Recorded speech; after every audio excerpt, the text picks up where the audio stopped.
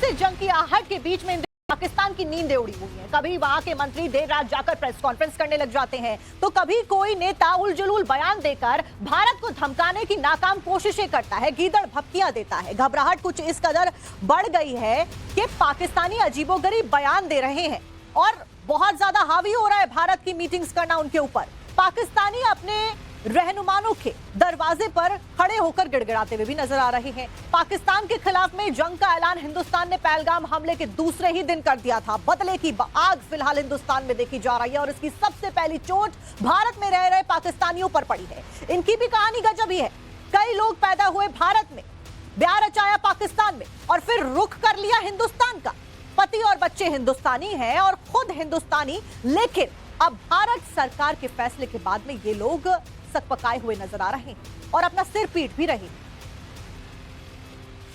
मेरा नाम परवीन अख्तर है। कहाँ से आप? हम बारामूला कौनसला से। तो पाकिस्तान से कब आए थे? कितने साल हो गए आपको आए हुए? कहाँ पे रहने? मुझे यहाँ 40 साल हो गए हैं भैया।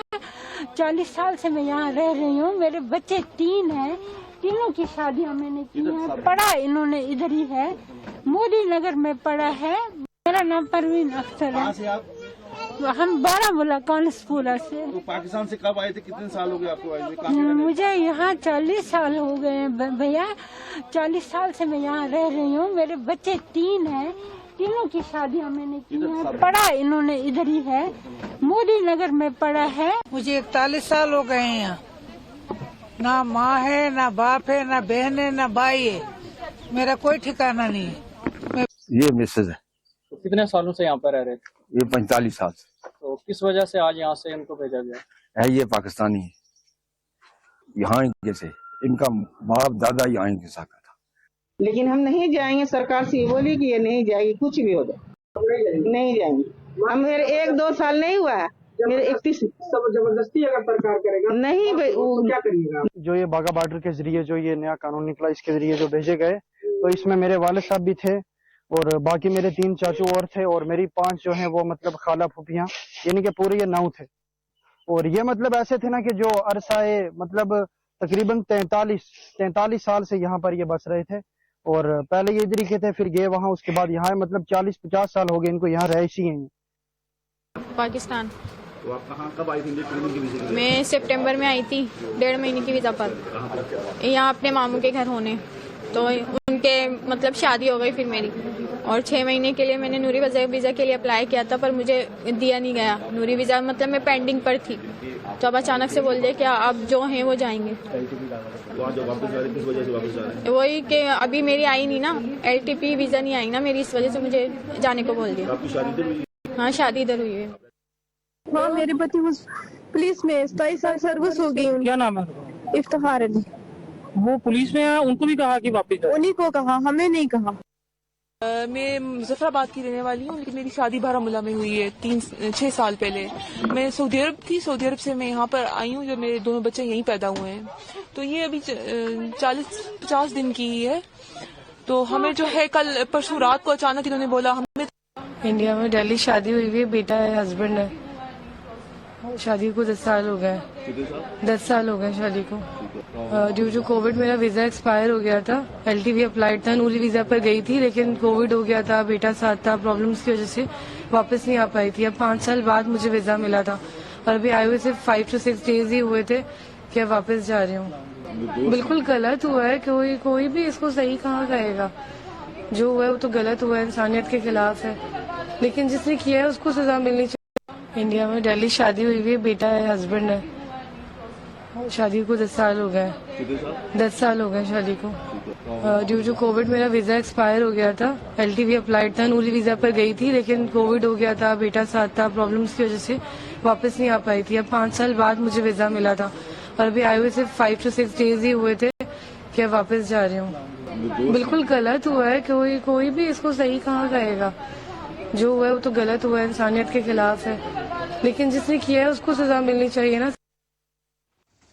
ये कैसे फिलहाल उन पत्नियों का रो रो कर बुरा हाल है जिनके बच्चे और पति पाकिस्तानी हैं और ऐसे में उनके पास पाकिस्तानी नागरिकता है, तो उनको वापस अपने मुल्क में भेजा जा रहा है। वही पत्नियों की नागरिकता क्योंकि हिंदुस्तानी है इसलिए उन्हें यहीं रहना पड़ रहा है, लेकिन पाकिस्तान को ये बात समझ नहीं आ रही है। कि जो भी कुछ पाकिस्तान के द्वारा किया जा रहा है उसका सबसे ज्यादा नुकसान अगर किसी को हो रहा है तो वो है पाकिस्तान की और हिंदुस्तान की आवाम।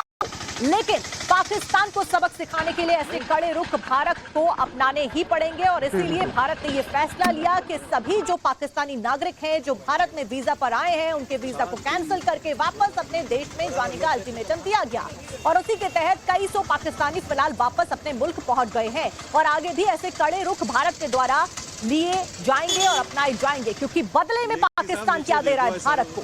आतंकवाद। और हमारे जो टूरिस्ट हैं उनको मौत के घाट उतारा गया पाकिस्तानी आतंकवादियों के द्वारा। कई सारे ऐसे मदरसे हैं पाकिस्तान में जिनको संचालित किया जाता है आतंकवादियों के द्वारा, वहां पर आतंकवादी ट्रेनिंग कैंप चलाए जा रहे हैं, उसके ऊपर पाकिस्तान ने कभी कोई एक्शन नहीं लिया और उसी का हश्र है आज जो भी कुछ हो रहा है।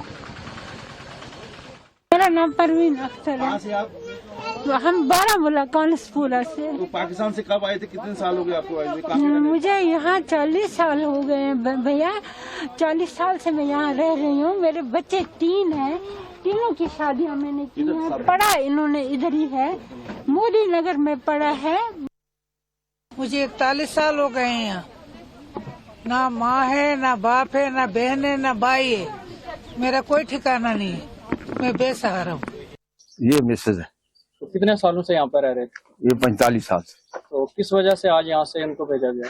है। ये पाकिस्तानी है, यहाँ के से इनका बाप दादा यहाँ के साथ था।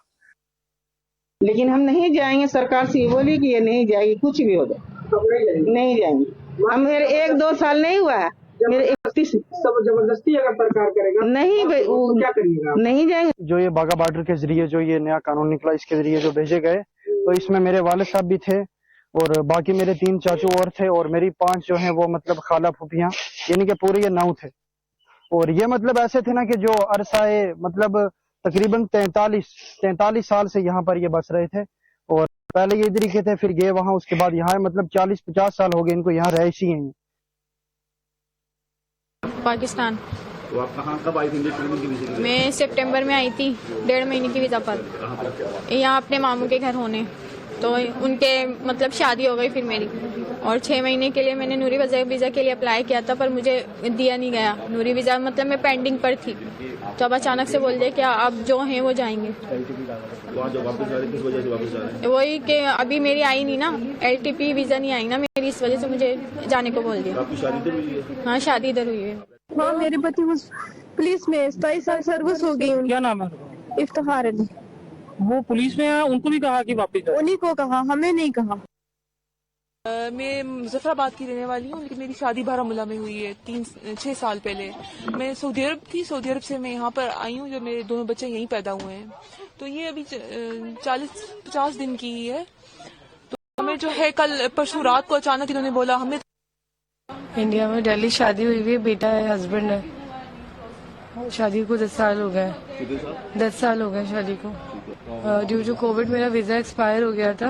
LTV अप्लाइड था, नूरी वीजा पर गई थी लेकिन कोविड हो गया था, बेटा साथ था, प्रॉब्लम्स की वजह से वापस नहीं आ पाई थी। अब 5 साल बाद मुझे वीजा मिला था और अभी आए हुए सिर्फ 5 to 6 डेज ही हुए थे कि अब वापस जा रही हूँ। बिल्कुल गलत हुआ है, कोई भी इसको सही कहाँ कहेगा।